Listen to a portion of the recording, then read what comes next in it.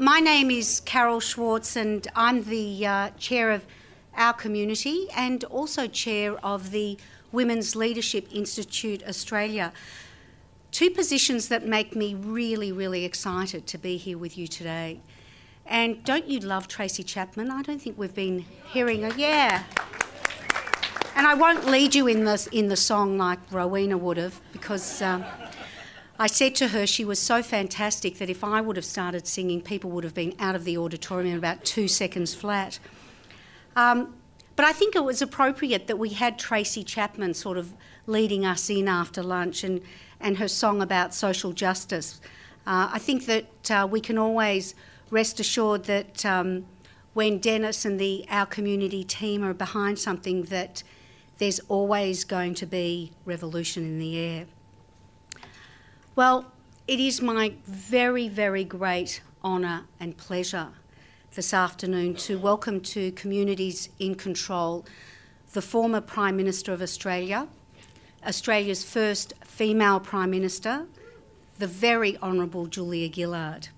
Now, we had Julia at the conference via video message a couple of years ago, and it really is, for all of us here, an extraordinary honour to have her here today in person.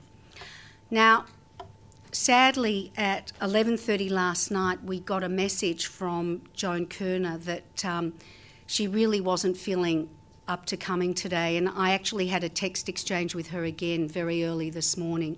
She's really not feeling well, which is such a great loss for us. I mean, Joan has always been such a fantastic presence at this conference, and I know how beloved she is by all the community groups. So it's disappointing for us, but I've sent Joan all our very best wishes for a speedy recovery, as I know you would all want me to.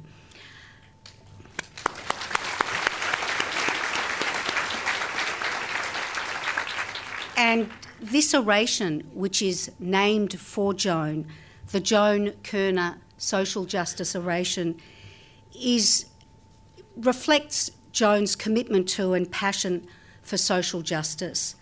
It's designed to shine a light on what's required to push the social justice agenda forward, to inspire those who care about equality to keep on pushing.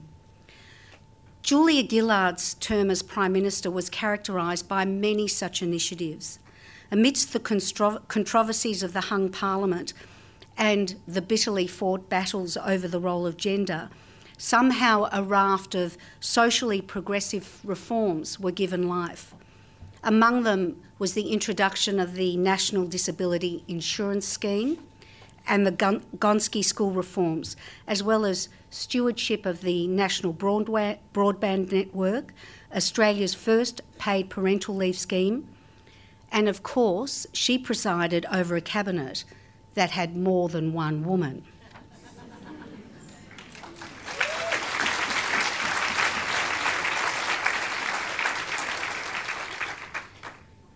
These things matter. These things change the nation, and these things change lives. Whatever side of the political spectrum you're on, you'd be hard-pressed not to admire Julia's stoicism, her grace under enormous pressure, and her ability to roll up her sleeves and get things done.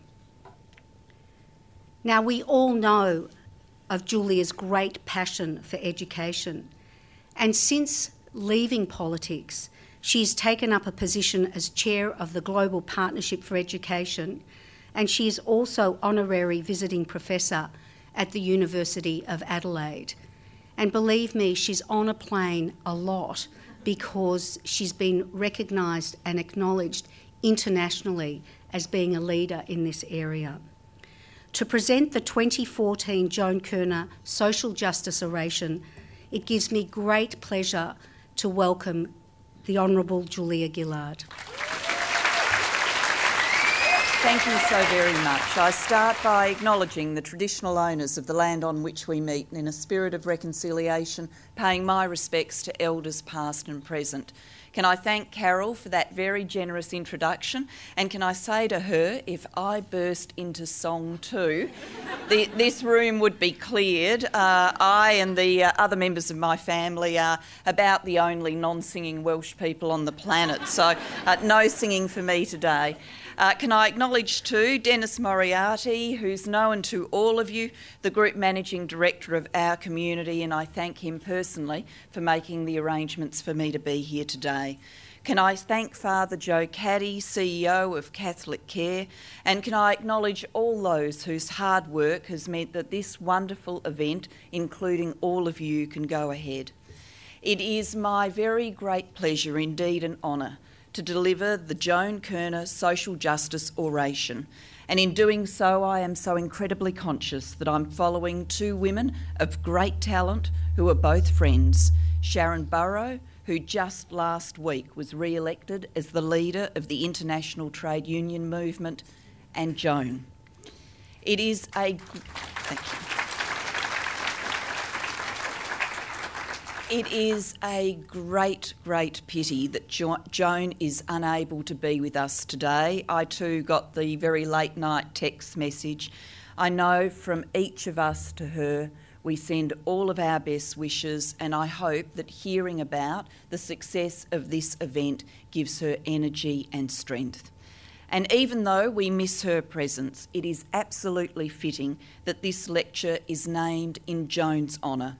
Joan epitomises what it means to campaign for social justice in Australia. Joan was not only dedicated in her life to the pursuit of social inclusion, she also embraced environmental protection, women's equality and community-driven development. And she was pivotal to building the language around and definition of what a socially inclusive Australia should look like. Now that's fundamentally important. We can only be united in our pursuit of a goal if we understand and can articulate the realisation of that goal. When Joan spoke to you in 2012, she defined social justice as fairness. It is to this simple but apt definition that I will speak to you today. But I'd have to say my first memories of Joan aren't of her elegantly expounding theories of social justice. I actually first met Joan simply because she was Dave's mum. Dave Kirner became a friend of mine through the student movement, and we have been mates for the lifetime since. I remember Joan from back then, a feisty woman, small in stature but big in impact, telling her university-age son exactly what she thought about the cleanliness of his student house, his diet, his lifestyle, and his friends. Fortunately, I got the thumbs up, and I have been grateful ever since. Not everybody did. I didn't just get to keep my university friend, I was embraced by the whole Kirner family. I shared a house with Kate Kirner, Joan's daughter, and met and talked to her very wise husband, Ron. And I sat, listened and learned from Joan. I have never stopped learning from her or being inspired by her. A keen advocate for education, Joan spearheaded the grassroots campaign for educational reform in this great state in the 1970s, boosting the most disadvantaged schools and promoting equal access for all students. Through my own parliamentary career and as Prime Minister, I took up this fight nationally, leading the most significant reforms to school funding and quality in Australia's history. Like me, Joan was also a first, the first female Premier in Victoria. For the pride and the pain that such a first brings, I am sure Joan shares my view that the opportunities far outweighed the challenges. As a founder of Emily's List, Joan worked to ensure other women with a commitment to social justice and progressive politics had the momentum they needed and the support they needed to enter Parliament and to make their own mark in creating a more socially inclusive Australia. I have been proud to work alongside her in that endeavour. Joan remains one of Australia's great champions of social justice, and I'm honoured to deliver this lecture in her name to you today. Like Joan, I have sought to use my own career to defend and advance fairness. As a university student, I joined my peers, including Dave, in fighting against Malcolm Fraser's education cutbacks. Yes, for the young people in the audience, it was a long time ago. And we sought to reform the Australian Union of Students to refocus its advocacy on the needs of students rather than foreign policy. I worked for 8 years as a lawyer, defending the rights of working people, including badly mistreated outworkers, mostly women, exploited by the clothing and textiles manufacturing industry. During my years in Parliament, I worked to deliver policies that reflected the values of the Labor Party and Labor movement, values that centre not only on fairness in the workplace, but on building an Australia that will deliver a better life for our children. Like many others, and I'm sure like many of you in this room today, my own understanding of social justice began with a childlike sense of inequality.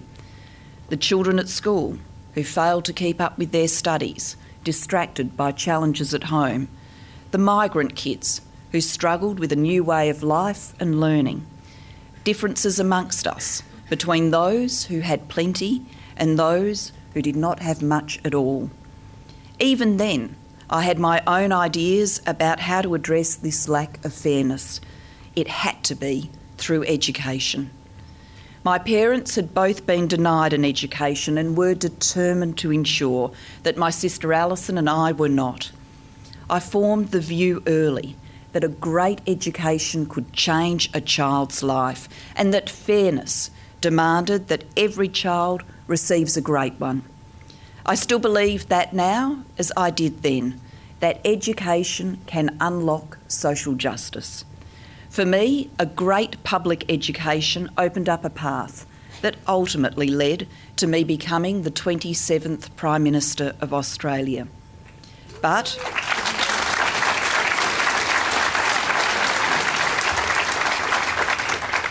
as great a testimony as that is to our country, we are still letting children down. Children with disability, children from poorer homes, Indigenous kids. All of these children are more likely to miss out on the great education that I received. As both Prime Minister and Deputy Prime Minister, I knew that to create social justice, to fairly distribute opportunity, we first had to ensure that every single child received a great education. As a government, we designed and started to roll out a needs-based funding model to ensure every school had the ability to deliver a high-quality education. We focused on quality, tying new funding to an improvement agenda for our schools, better teaching, greater investment in developing literacy and numeracy, the building blocks of a good education, empowered principals, more computers, a national curriculum written by experts, not politicians. We prioritised transparency, delivering the My School website so that we could better understand which schools and methods were getting results and how we could improve, particularly for our most disadvantaged children. We reformed our universities, ensuring more students from disadvantaged backgrounds could earn a university education, and we expanded apprenticeship numbers. We worked hard to improve access to affordable, high-quality early childhood education and care. Over the last 25 years, research has shown that the best opportunity we have to influence a child's life chances is through their early education. We know that the children who struggle at school and then later in life are those living in the most socially and economically disadvantaged and very remote areas of Australia. If this disadvantage is not addressed early, then it permeates throughout all of life. Through better care and attention, we can stop children from failing before they even reach school. We can ensure that they have the best chance to excel in their cognitive and social development. We can give them a head start to achieve throughout the rest of their lives. Our national quality agenda sought to do just that. By improving staff to child ratios, we ensured that children received the attention they need. And by boosting staff qualification requirements, we have helped our hard-working and dedicated early childhood staff to develop the skills they need to deliver a great early education. I am deeply proud of the work we did to improve access to a quality education for the children of Australia. And I am very proud that the primary author of the landmark blueprint to lift the quality of our schools stands by the work he led and the commitments we need to keep our children and their success in life in the years ahead, that David Gonski has made such an important speech. I'm proud too of what my government did to unlock fairness for those Australians who needed our support the most. We launched disability care to support around 460,000 Australians with disability, their families and carers. How we cared for those with disability in Australia had become an equality issue. 460,000 Australians who we had let down for far too long. Through our investment in the National Broadband Network, we made a commitment to unlock the opportunities that greater connectivity and togetherness can bring to our communities. We delivered health reform, pouring thousands of new doctors and nurses into the system and delivering record levels of access to bulk billing. We invested in the long-term disadvantaged to bring them back into work and the dignity and pride that comes with it. As part of creating a system of fairness at work, we supported the Australian Services Union equal pay case for women working in the social and community services sector, the predominantly women who assist families and children in crisis, staff our women's refuges, look after our sick and others in need. We launched the Royal Commission into child abuse in institutional settings, finally providing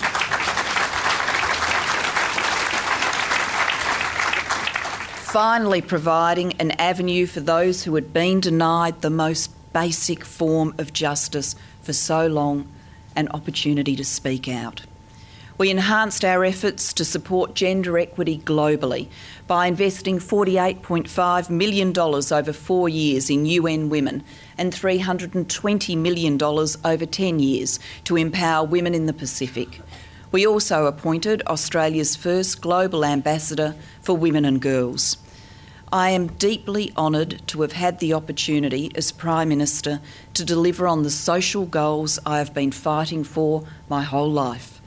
And I am deeply honoured to have built on the work of so many social justice campaigners who came before me. Social justice is not a given. It does not just happen. It has to be defined, fought for, defended. It is fragile. The fragility of some of what we have built and what we still must achieve has become so evident over recent months. We have seen the recommendations of the Commission of Audit and the response of the government in the budget that was handed down earlier this month.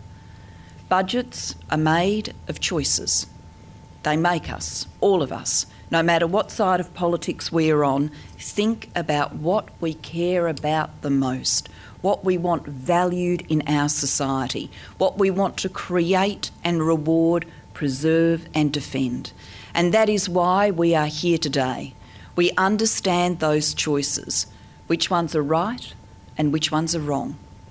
Social justice is formed from the decisions we take as governments, as individuals and as communities to prioritise fairness.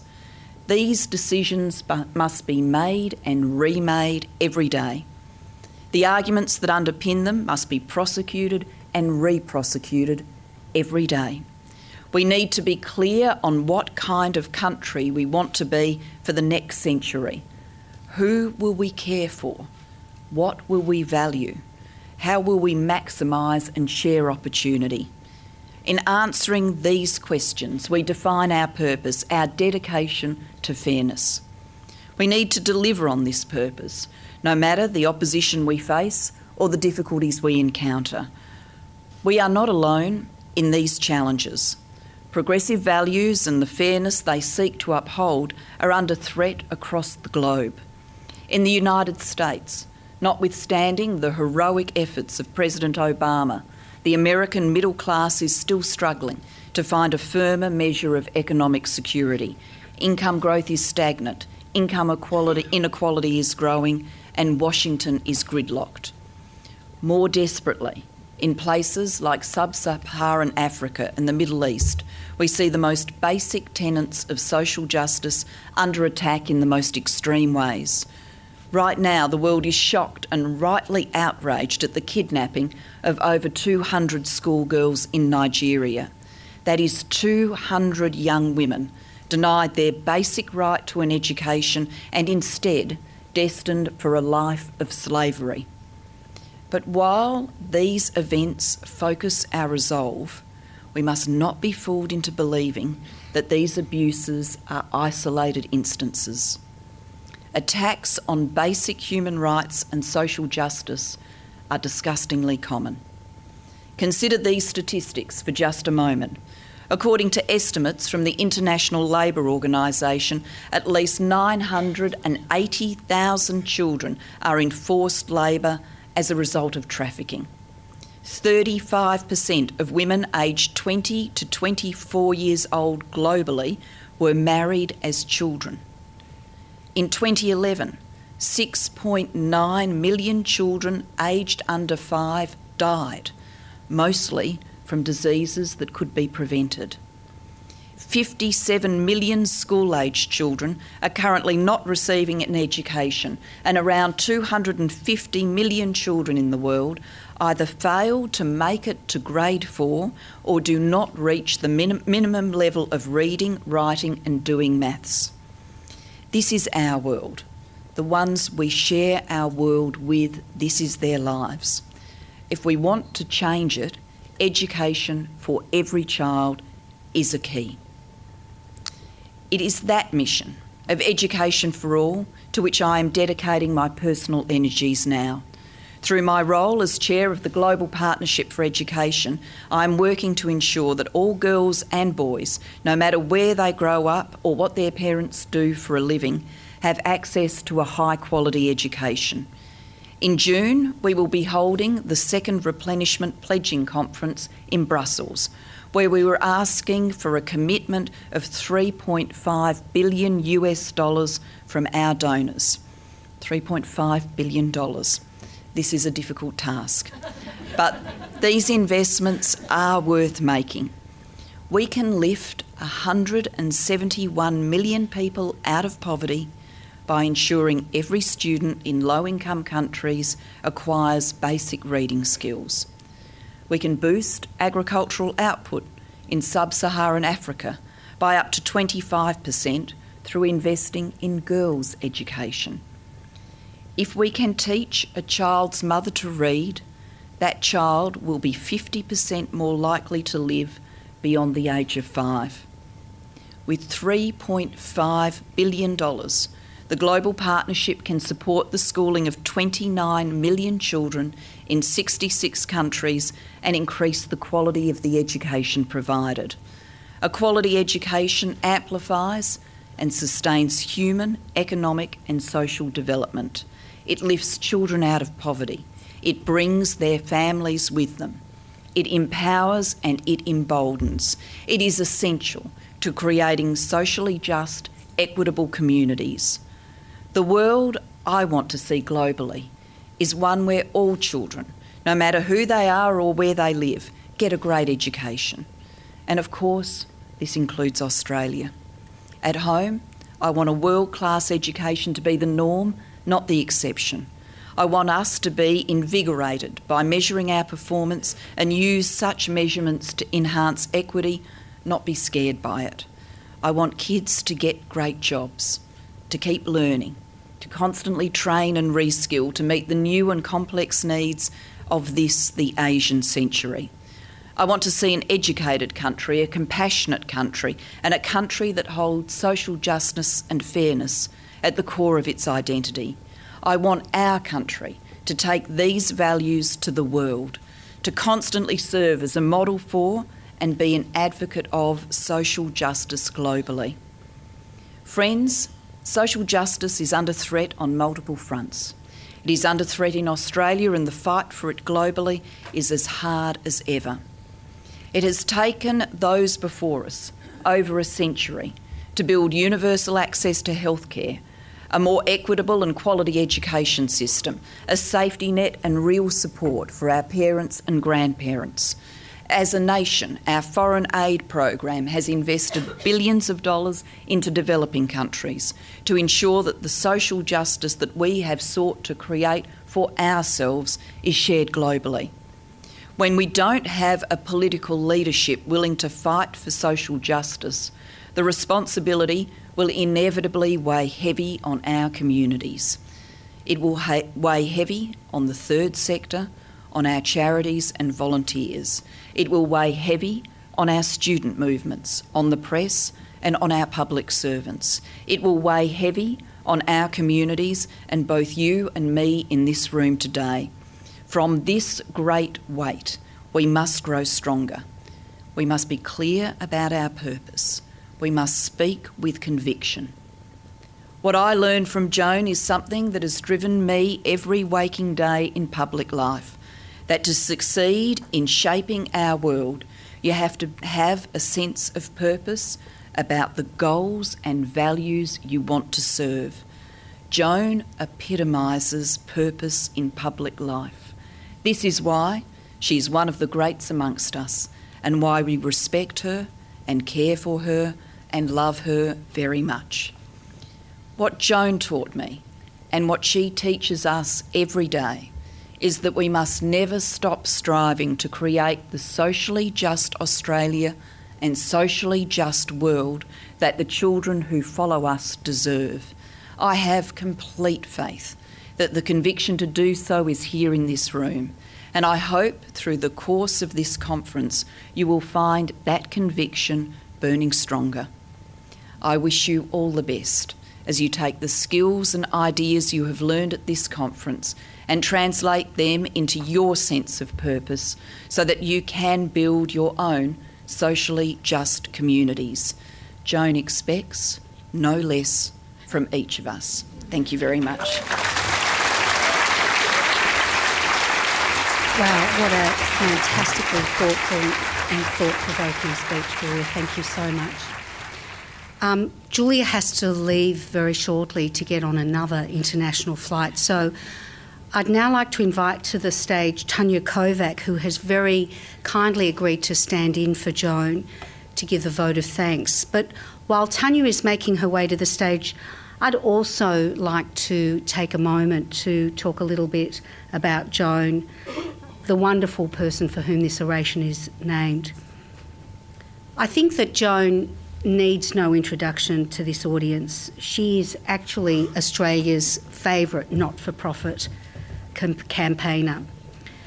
As Julia has already said, from education quality to land care to women's leadership, Joan has been at the forefront of so many of the very important reforms that have transformed this country. Ceaseless and selfless, she's the very embodiment of the ideal social justice campaigner. Joan was awarded a Companion of the Order of Australia, an AC, in 2012. This was then Australia's highest honour. And of course, our work is not finished quite yet, because we'll now have to make sure that she's appointed the second Dame Joan in our nation's history.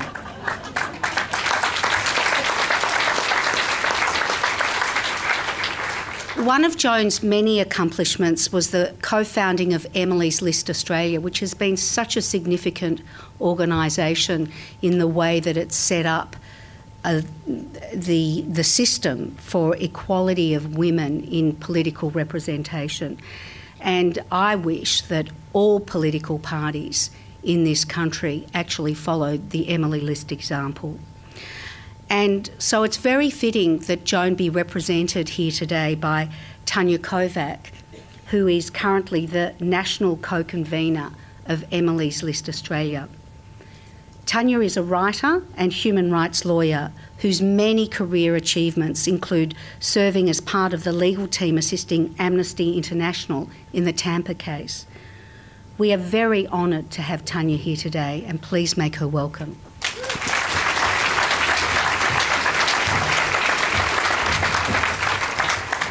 Thank you, Carol, and thank you, Julia, not just for today or for what you are doing in the future across the globe, but also for the collaborative, consensus-seeking, forward-thinking leadership of Australia.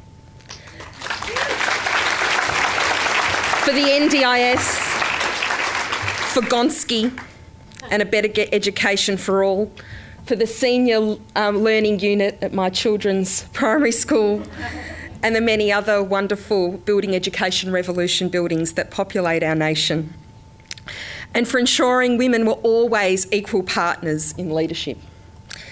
Now, I'm not Joan Kirner, and I'm standing in her shoes, and as you know, they are big shoes to fill. Well, actually, they're quite small. I called Joan and said, "Joan, what size are your shoes?" She said, "Tanya, I don't know." Because worrying about your shoes is not something Joan would worry about. But I can assure you they are size 7. And I know nothing would have given Joan more pleasure today than to know that an oration that is named in her honour has been given by you, Julia, a woman she mentored and supported to lead. You and Joan share many similarities in your leadership story. The state school girls made good, the passion for a fair education that drove you both to be at the top of your game, the commitment to community and to women. There's a new documentary out at the moment marking women's political organising, and it's called She's Beautiful When She's Angry. I'm sure when you were giving the misogyny speech that you didn't realise how beautiful or how angry we would find you. And in that documentary, there's a fabulous feminist who says you never retire from women's issues. I'm sure that when you were giving that speech that you didn't realise that it would never allow you to retire from women's issues or from social justice campaigning. Women leaders transform in retirement.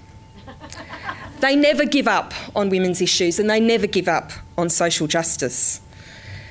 When Eleanor Roosevelt was occupying the role of First Lady, I'm sure that she thought that it was the apex of success to be standing beside her husband. But then the United Nations Human Rights Commission came calling and she was transformed. The same thing has happened for Hillary Clinton. Leaders of Ireland, Mary Robinson, and of New Zealand, Helen Clark, become something more after they have performed that lonely place at the top of that woman of altitude that Judy Horacek draws such a beautiful cartoon of, that lonely position at the top. We are now watching you transform, a powerful transformation, as you take the good ideas that you started in Australia to the rest of the world. You know, this week there is an enormous amount of Julia nostalgia.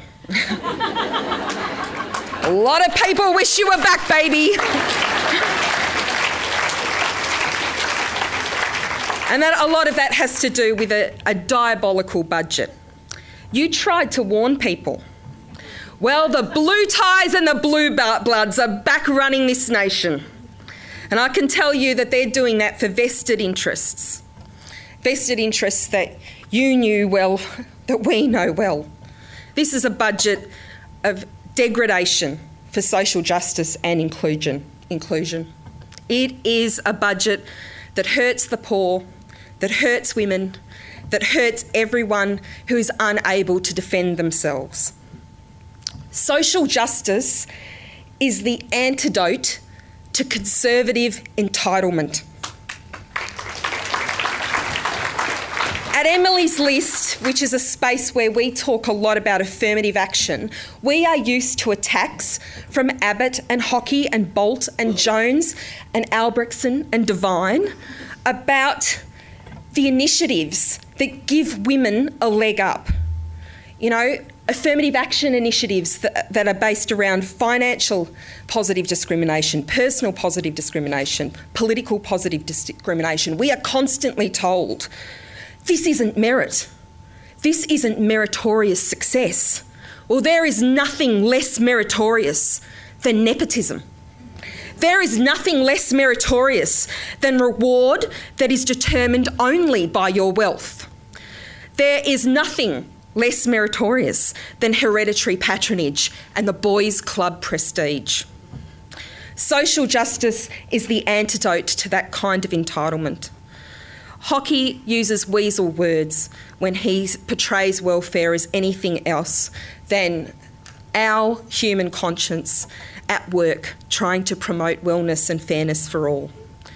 It's our job at conferences like this to build a lasting consensus and alliances which can defend social justice, welfare and inclusion from rollback.